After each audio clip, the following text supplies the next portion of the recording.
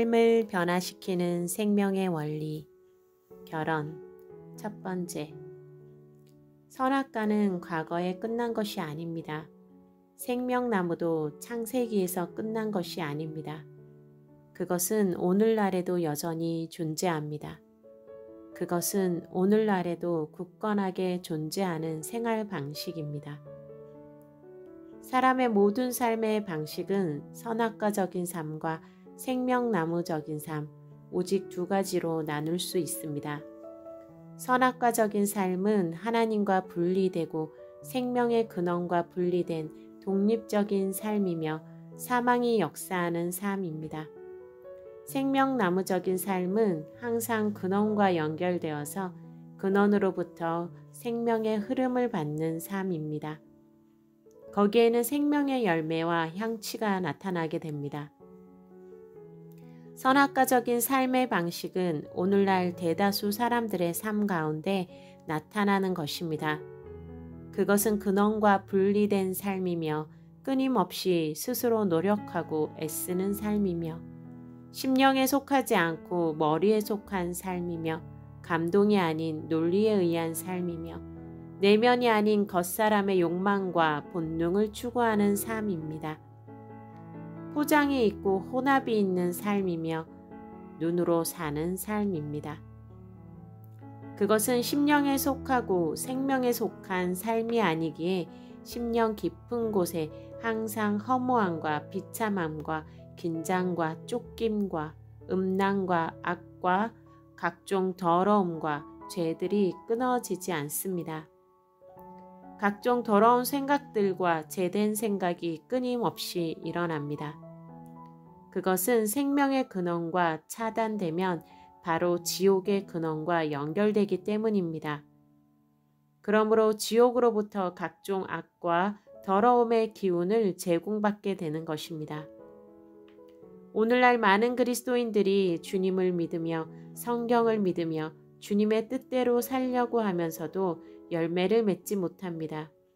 그것은 그들이 마음으로는 믿으면서도 삶의 방식은 여전히 선악과적인 길을 따르고 있기 때문입니다.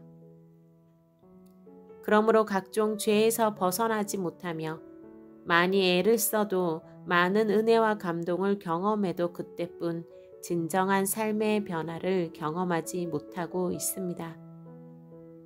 많은 이들이 혈기를 내면서 좌절합니다. 많은 이들이 음란한 생각과 언행을 하면서 좌절합니다. 많은 이들이 결심하고 넘어지고 다시 결심하고 넘어지는 것을 반복하면서도 갈등합니다. 왜 나는 변화되지 않는 것일까 생각하며 좌절합니다. 그것은 그들이 선악과적인 삶 가운데 있기 때문입니다. 그것은 주님과 독립되고 단절되어 있는 삶입니다. 이러한 선악과적인 삶이 오늘날 그리스도인들의 삶 속에 보편화되어 있기 때문에 열매를 맺는 그리스도인, 승리하는 그리스도인들을 보기가 어려운 것입니다. 생명의 근원은 오직 주님입니다. 그것을 붙잡는 삶이 바로 생명나무의 삶입니다. 생명나무의 열매를 맺는 삶입니다. 그 삶의 방식은 아주 단순한 것입니다. 그것은 주님과 연결된 삶입니다. 그것은 주님을 쉬지 않고 기억하며 항상 주님의 임재와 지배 속에서 사는 삶입니다.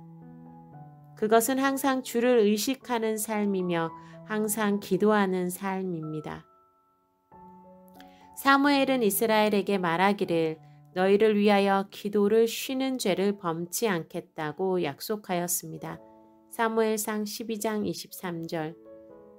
생명나무에 속한 삶은 이와 같이 항상 기도하고 모든 순간에 주님을 기억하며 주의 이름을 부르는 삶입니다. 기도하지 않는 것은 바로 죄와 같은 것입니다. 왜냐하면 기도하지 않는 사람은 반드시 넘어질 수밖에 없기 때문입니다. 기도하지 않으면 넘어질 수밖에 없다는 것은 하나도 이상한 일이 아닙니다. 그것은 당연한 일입니다. 주님의 은혜와 능력을 의뢰하지 않고 스스로의 재능과 힘으로 살려고 하는 사람은 반드시 실패하게 되어 있습니다. 인간은 그렇게 지음을 받았기 때문입니다.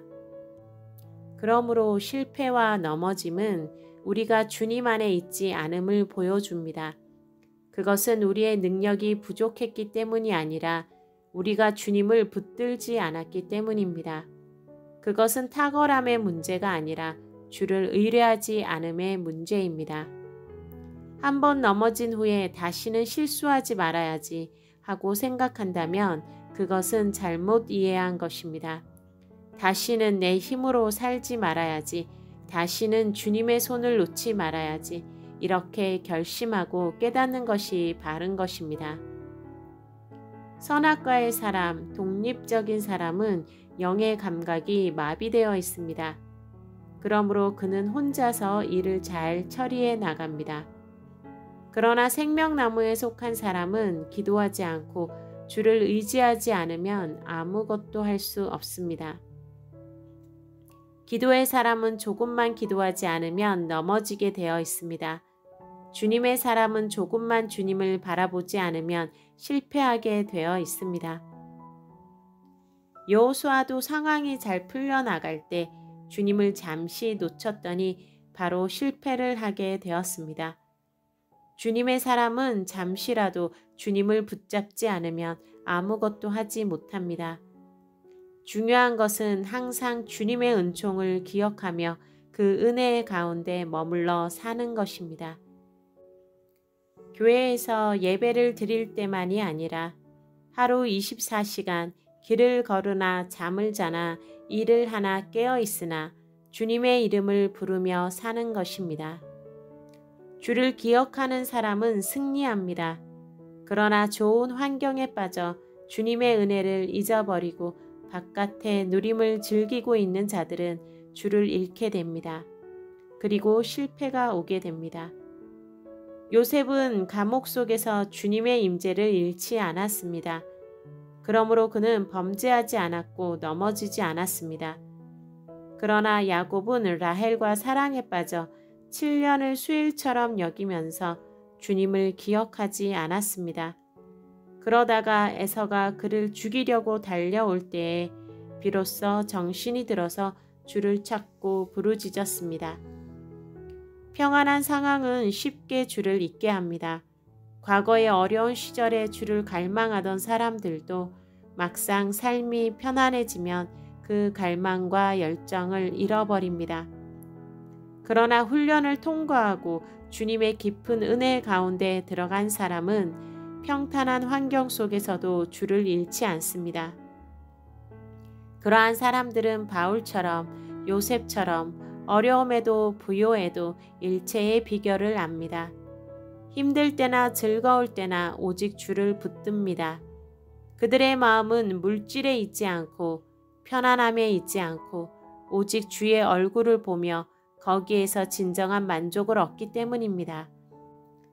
그렇게 훈련을 통과한 소수의 사람들만이 평안한 환경에서도 주를 놓치지 않을 수 있습니다. 요셉은 아버지의 사랑을 받을 때도 주를 갈망했고 종의 삶에서도 감옥의 삶에서도 주를 갈망했습니다. 그리고 총리가 된 후에도 여전히 주를 사모하며 눈물을 잃지 않았습니다. 바울도 다윗도 환경과 상관없이 주를 갈망하였습니다. 이러한 사람들은 부요하든 가난하든 사람들이 존경하든 핍박하든 외부의 환경에는 아무런 관심이 없으며 오직 그 마음과 영혼이 주님의 얼굴을 향하여 항상 고정되어 있는 것입니다.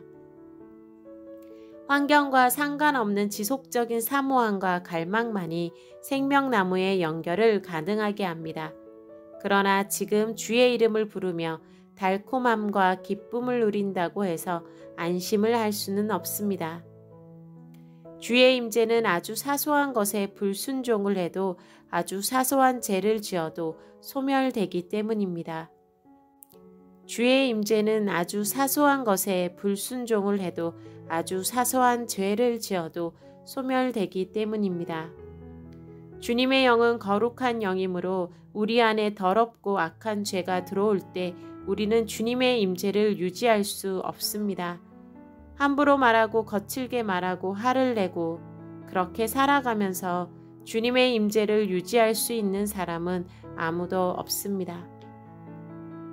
초신자 때에는 주님이 그를 어린아이로 보시기 때문에 어느 정도의 악과 잘못에도 불구하고 내버려 두십니다. 그러나 조금 영이 자라면 주님은 우리 안에 있는 다양한 악과 육적인 성분을 내버려 두시지 않습니다.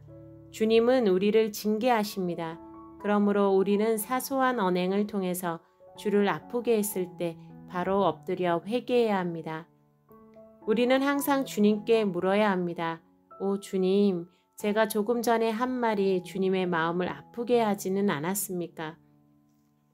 우리는 주인이 아니고 종이기 때문에 우리는 청지기이며 하인이기 때문에 항상 주인의 눈치를 봐야 합니다. 그리고 주인의 마음을 상하게 한 것이 있다면 얼른 고백하고 그것을 처리해야 합니다. 우리의 의식이 항상 우리 속 깊은 부분을 예민하게 인식하고 있어야 우리는 생명의 연결을 지속적으로 끊어지지 않게 할 수 있습니다. 그러므로 거칠고 강하고 함부로 행동하는 사람, 급하게 행동하는 사람은 주님의 임재를 유지하기 어렵습니다. 항상 주 안에서 조심하고 또 조심하며 주를 붙들어야 합니다. 주는 거룩하신 영이기 때문입니다.